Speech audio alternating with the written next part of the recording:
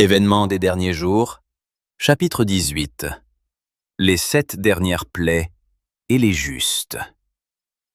Le grand temps de trouble commence après la fin de la période de probation. Lorsque le Christ cessera son œuvre de médiateur en faveur de l'homme, alors commencera ce temps de trouble. Le cas de chaque âme aura été tranché. Il n'y aura plus de sang expiatoire pour la purifier du péché. Lorsque Jésus quitte sa fonction d'intercession auprès de Dieu en faveur de l'homme, l'annonce solennelle retentit. Que celui qui est injuste soit encore injuste, que celui qui est souillé se souille encore, et que le juste pratique encore la justice, et que celui qui est saint se sanctifie encore. Alors, l'esprit modérateur de Dieu est retiré de la terre. À la fin du message du troisième ange, la grâce cesse d'intervenir pour les habitants coupables de la terre. Le peuple de Dieu a accompli sa fonction.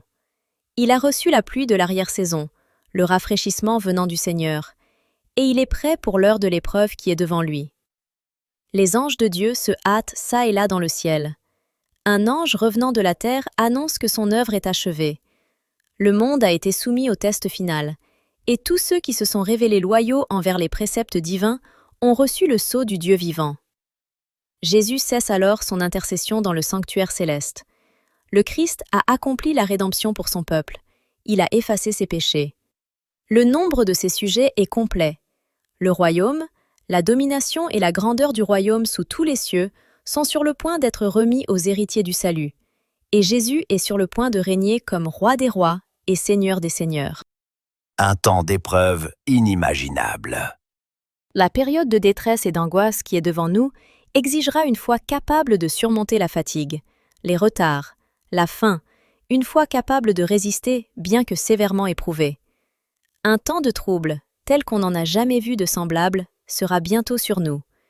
Et nous aurons besoin d'une expérience que nous n'avons pas encore acquise, et que beaucoup ne peuvent acquérir du fait de leur indolence.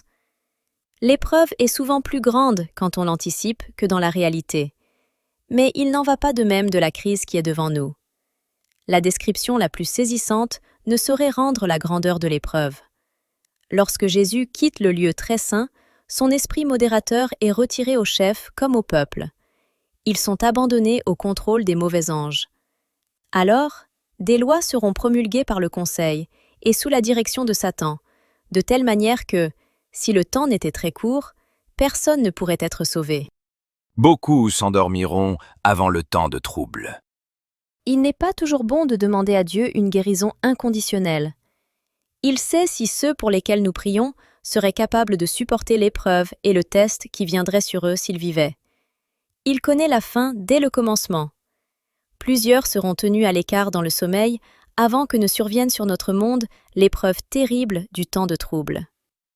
Le Seigneur m'a souvent montré que de nombreux petits-enfants nous seront ôtés avant le temps de trouble. Nous reverrons nos enfants. Nous devons les rencontrer dans les cours célestes. Le but de Satan, la destruction de tous ceux qui gardent le sabbat. Voici ce que dit le grand trompeur. Notre principal souci, c'est de réduire au silence la secte des observateurs du sabbat. Nous aurons finalement une loi qui nous permettra de mettre à mort tous ceux qui refusent de se soumettre à notre autorité.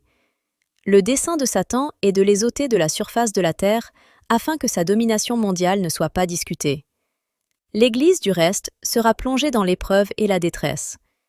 Ceux qui gardent les commandements de Dieu et la foi de Jésus éprouveront la colère du dragon et de son armée. Il a obtenu le contrôle des églises apostates. Mais voici un petit groupe résiste à sa domination. S'il pouvait les faire disparaître de la surface de la terre, son triomphe serait complet. Comme il a influencé les nations de la terre afin de les amener à détruire Israël, ainsi, dans un proche avenir, il soulèvera les puissances maudites de la terre pour détruire le peuple de Dieu. Les arguments opposés au peuple de Dieu. Je vis que les 4 anges retenaient les 4 vents jusqu'à ce que l'œuvre de Jésus soit achevée dans le sanctuaire, et c'est alors que commençaient les 7 dernières plaies. Ces plaies provoquèrent la colère des réprouvés contre les justes. Ils croyaient que nous avions attiré les jugements de Dieu sur eux, et que, s'ils pouvaient se débarrasser de nous, les plaies seraient arrêtées. Lorsque l'ange du pardon repliera ses ailes pour s'en aller, Satan accomplira les mauvaises actions qu'il a longtemps préparées. l'orage et la tempête, la guerre et le sang versé.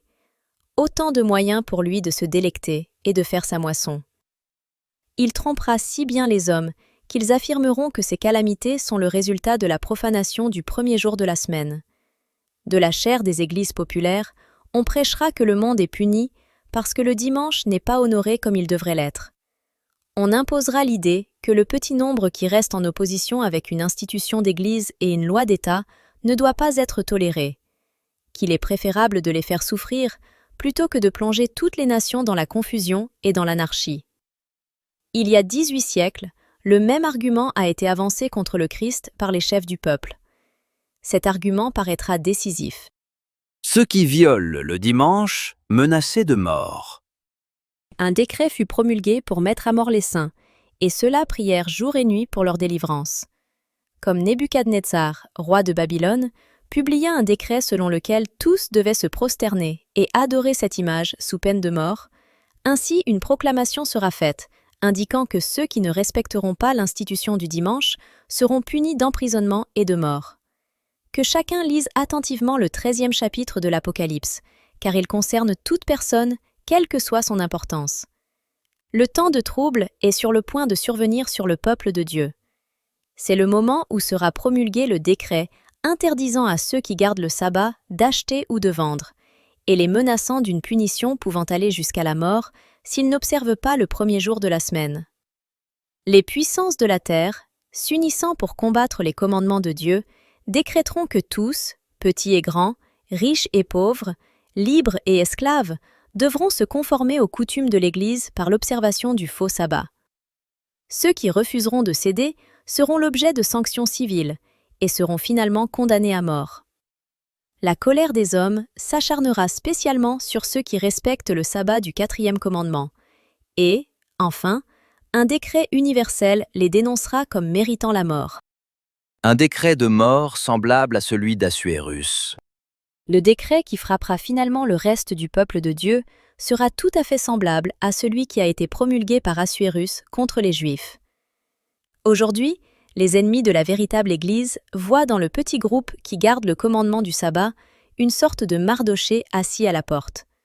Le respect du peuple de Dieu pour sa loi est un reproche constant à l'égard de ceux qui ont abandonné la crainte de l'Éternel et piétinent son sabbat. Je vis les chefs de toute la terre qui se concertaient, et Satan et ses anges qui s'affairaient autour d'eux. Je vis un écrit dont diverses copies étaient envoyées dans différentes parties du pays, ordonnant que si les saints refusaient d'abandonner leur foi particulière et le sabbat, pour observer le premier jour de la semaine, on aurait le droit, au bout d'un certain temps, de les mettre à mort. Si le peuple de Dieu met sa confiance en lui et, par la foi, se repose sur sa puissance, les pièges de Satan seront déjoués à notre époque de manière aussi éclatante qu'au jour de Mardochée. Le reste trouve en Dieu son défenseur. En ce temps-là, se lèvera Michaël, le grand chef, le défenseur des enfants de ton peuple, et ce sera une époque de détresse, telle qu'il n'y en a point eu depuis que les nations existent jusqu'à cette époque. Lorsque ce temps de trouble arrivera, le cas de chaque personne aura été examiné. Le temps de probation est achevé. Il n'y a plus de pardon pour les impénitents. Le sceau du Dieu vivant a été placé sur son peuple. Ce petit reste, incapable de se défendre dans la lutte à mort, où il se trouve engagé avec les puissances de la terre alliées aux armées du dragon, trouve en Dieu son refuge. Le décret a été promulgué par les autorités terrestres les plus hautes afin de le contraindre à adorer la bête et à recevoir sa marque sous peine de persécution et de mise à mort. Puisse Dieu aider son peuple maintenant, car que pourra-t-il faire en ce temps-là, au milieu d'un conflit si terrible, sans son aide? Le peuple de Dieu fuit les villes. Plusieurs sont emprisonnés.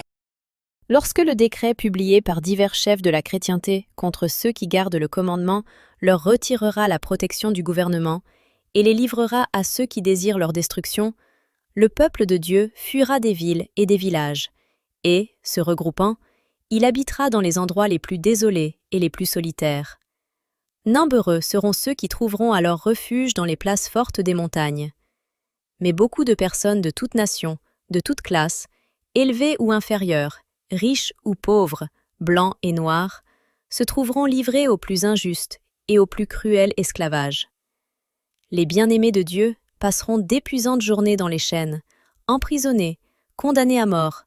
Certains seront abandonnés, mourant de faim dans de sombres prisons malsaines. Bien que le décret général ait fixé le temps où les observateurs du commandement pourront être mis à mort, leurs ennemis, dans certains cas, anticiperont ce décret et, avant le temps spécifié, s'efforceront de les mettre à mort. Mais personne ne pourra franchir la garde puissante qui se tiendra aux côtés de chaque âme fidèle. Certains seront assaillis pendant leur exode loin des villes et des villages. Mais les épées que l'on lèvera contre eux se briseront et tomberont à terre comme fœtus de paille. D'autres seront défendus par des anges ayant l'apparence de guerriers. En ce temps-là, le peuple de Dieu ne se trouvera pas en un seul endroit. Il sera réparti en divers groupes dans toutes les parties du monde, et les fidèles seront mis à l'épreuve individuellement, pas en groupe. Chacun devra subir l'épreuve par lui-même. La foi individuelle des membres de l'Église sera mise à l'épreuve comme s'ils étaient seuls au monde. Maison et terre ne serviront plus à rien. Les maisons et les terres ne seront d'aucune utilité pour les fidèles pendant le temps de trouble, car ils devront fuir des foules furieuses, et en ce temps-là, ils ne pourront disposer de leurs biens pour faire avancer la cause de la vérité présente.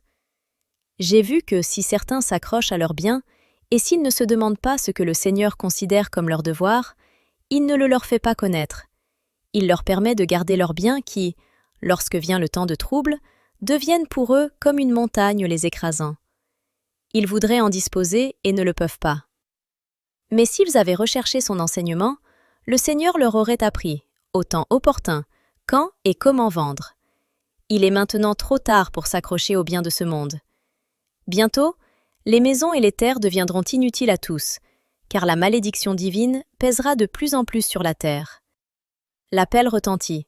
« Vendez ce que vous possédez et donnez-le en aumône !» Ce message devrait être fidèlement suivi, et nous devrions avoir à cœur de rendre à Dieu en offrande les biens qui sont les siens, afin de faire progresser son œuvre dans le monde. Le temps de trouble de Jacob. Un décret sera publié à l'encontre de ceux qui gardent le sabbat du 4e commandement, et ils seront considérés comme méritant le plus sévère châtiment. On permettra leur mise à mort au bout d'un certain temps. Le papisme dans l'Ancien Monde et le protestantisme apostat dans le Nouveau adopteront une conduite semblable contre ceux qui honorent tous les commandements divins. Le peuple de Dieu sera alors plongé dans les scènes de souffrance et de détresse qui sont décrites par le prophète comme le temps du trouble de Jacob. À vue humaine, on constatera que le peuple de Dieu devra sceller son témoignage avec son sang, comme l'ont fait les martyrs avant nous. Ils commenceront à craindre eux-mêmes que le Seigneur ne les ait livrés entre les mains de leurs ennemis. Ce sera un temps de terrible agonie. Jour et nuit, ils crieront à Dieu pour obtenir leur délivrance. Comme Jacob, ils luttent tous avec Dieu. Leur attitude exprime leur lutte intérieure. Leurs visages sont pâles. Pourtant, ils ne cessent pas d'intercéder avec ferveur. L'expérience de Jacob pendant cette nuit de lutte et d'angoisse représente l'épreuve que le peuple de Dieu devra traverser juste avant la seconde venue du Christ. Le prophète Jérémie, considérant ce temps dans une sainte vision, déclare « Nous entendons des cris d'effroi. C'est l'épouvante, ce n'est pas la paix. Pourquoi tous les visages sont-ils devenus pâles? Malheur, car ce jour est grand, il n'y en a point eu de semblable. C'est un temps d'angoisse pour Jacob, mais il en sera délivré. » Les justes n'ont aucun péché caché à révéler. Durant le temps de trouble, si le peuple de Dieu avait des péchés non confessés à révéler, pendant qu'il est torturé par la peur et l'angoisse, il serait accablé. Le désespoir anéantirait sa foi, et il ne pourrait plaider devant Dieu pour obtenir la délivrance. Mais, tout en ayant conscience de son peu de valeur, il n'a aucun péché caché à révéler. Ses péchés sont déjà passés en jugement auparavant et ont été effacés, et il ne peut même plus s'en souvenir. Le peuple de Dieu aura un sentiment profond de ses fautes, et, en revoyant leur vie, ses membres sentiront tout espoir les abandonner. Mais, se souvenant de la grandeur du pardon divin et de leur propre repentance sincère, ils se réclameront des promesses de Dieu faites en Christ aux pécheurs repentants sans espoir. Leur foi ne faiblira pas, bien que leur prière ne soit pas immédiatement exaucée. Ils s'empareront de la puissance de Dieu, comme Jacob s'est emparé de l'ange, et le langage de leur âme sera « Je ne te laisserai point aller, que tu ne m'aies béni ». Les saints ne perdront pas la vie. Dieu ne permettra pas que les réprouvés détruisent ceux qui attendent leur enlèvement et qui n'acceptent pas de s'incliner devant le décret de la bête ou de recevoir sa marque. J'ai vu que, s'il était permis aux impies de tuer les saints, Satan et tous ses mauvais anges, ainsi que tous ceux qui haïssent Dieu, s'en réjouiraient. Oh! Quel triomphe ce serait pour la majesté satanique de pouvoir exercer sa puissance pendant la lutte finale sur ceux qui ont si longtemps attendu de pouvoir contempler celui qu'ils aimaient.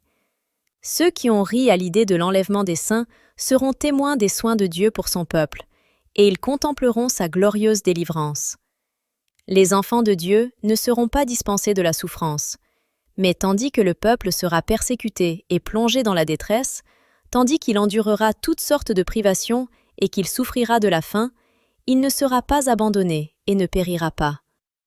Si le sang des fidèles témoins du Christ était versé à ce moment, il ne servirait pas, comme le sang des martyrs, de semence pour la moisson de Dieu. Dieu pourvoira.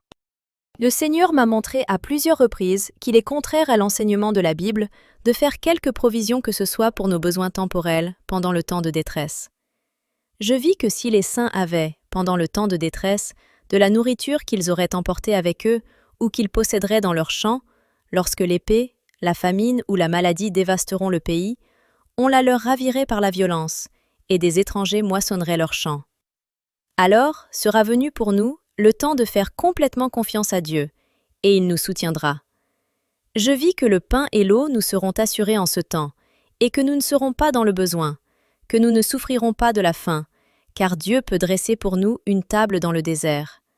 Au besoin, il enverrait des corbeaux pour nous nourrir, comme il l'a fait pour Élie, ou il ferait pleuvoir de la manne des cieux, comme il l'a fait pour les Israélites.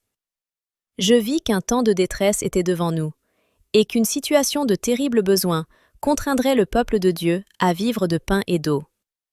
Pendant le temps de détresse, personne ne vivra du travail de ses mains. Leurs souffrances seront mentales, et Dieu leur donnera de la nourriture. Le temps de détresse est tout proche, et une terrible situation exigera du peuple de Dieu l'oubli de soi. Il aura à peine assez de nourriture pour se maintenir en vie, mais Dieu nous préparera pour ce temps. En cette heure terrible, notre besoin fournira à Dieu l'occasion d'accorder sa puissance fortifiante et de soutenir son peuple. Du pain et de l'eau, voilà tout ce qui est promis au reste pendant le temps de détresse. Pendant le temps de détresse, immédiatement avant le retour du Christ, les justes seront préservés grâce au ministère des anges célestes. Nous n'aurons plus d'intercesseurs, mais une constante communion avec le Christ. Le Christ a racheté son peuple et effacé ses péchés. Le nombre de ses élus est complet. Lorsqu'il quitte le sanctuaire, l'obscurité descend sur les habitants de la terre. En ce temps terrible, les justes doivent vivre sous le regard d'un Dieu saint, sans intercesseur. Le Seigneur oubliera-t-il son peuple en cette heure d'épreuve? Bien que leurs ennemis puissent les jeter en prison, les murs de leurs cellules ne peuvent cependant empêcher la communication de leur âme avec le Christ. Il est quelqu'un qui voit toute leur misère, qui connaît toutes leurs épreuves, mais qui est aussi au-dessus de tout pouvoir terrestre, et les anges viendront les visiter dans leurs cellules solitaires, leur apportant la lumière et la paix des cieux. La prison deviendra un palais, car ce sont les riches dans la foi qui l'habitent, et les murs sombres seront illuminés de la lumière céleste, comme lorsque Paul et Silas priaient et chantaient des cantiques à minuit dans leur prison de Philippe. Si les hommes pouvaient avoir une vision céleste, ils contempleraient des compagnies d'anges très puissants, campés auprès de ceux qui ont retenu la leçon de patience du Christ. Avec une tendresse compatissante, les anges sont témoins de leur détresse et ont entendu leurs prières. Ils n'attendent qu'un mot de leur capitaine pour les soustraire au danger. Notre précieux Sauveur nous enverra son aide juste au moment où nous en aurons besoin. Il est impossible de décrire l'expérience du peuple de Dieu vivant sur la terre lorsque la gloire céleste et la répétition des persécutions du passé se mêleront. Ils marcheront dans la lumière qui vient du trône de Dieu. Par l'intermédiaire des saints anges, la communication sera constante entre le ciel et la terre. Au milieu du temps de détresse qui vient, un temps de détresse comme on n'en a jamais vu depuis que les nations existent, le peuple de Dieu tiendra bon. Satan et ses anges ne pourront le détruire, car des anges très puissants le protégeront. Le peuple de Dieu ne chérit aucun désir coupable. Maintenant, tandis que notre souverain sacrificateur fait l'expiation pour nos péchés, nous devrions chercher à devenir parfaits en Christ. Notre Sauveur ne pouvait être amené à céder à la tentation, même en pensée. Satan trouve dans les cœurs humains quelques voies d'accès, quelques désirs coupables et chéris par lesquels ces tentations deviennent fortes. Mais le Christ a dit de lui-même, « Le prince du monde vient. Il n'a rien en moi. » Satan ne pouvait rien trouver chez le Fils de Dieu qui puisse favoriser sa victoire. Jésus avait gardé les commandements de son Père, et il n'y avait en lui aucun péché dont Satan puisse se servir à son avantage.